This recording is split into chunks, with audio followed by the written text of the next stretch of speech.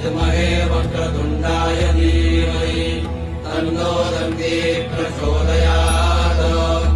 एकदन्तं चतुरहस्तं पाशमङ्कुशधारिणम् कृतं च वरदं हस्तैर्विभ्राणं मूषकध्वजम् रक्तं लम्बोदरं शूर्पकर्णकं रक्तवाससं रक्तगन्धानुलिप्ताङ्गं रक्तपुष्पैः सुपूजितम् भक्तानुकम्पितं देवं जगत्कारणवत्सलम् आविर्भूतं च सृष्ट्यादौ प्रकृतेः पुरुषात् परम् एवं ध्यायति यो नित्यं स योगी योगिनां वरः।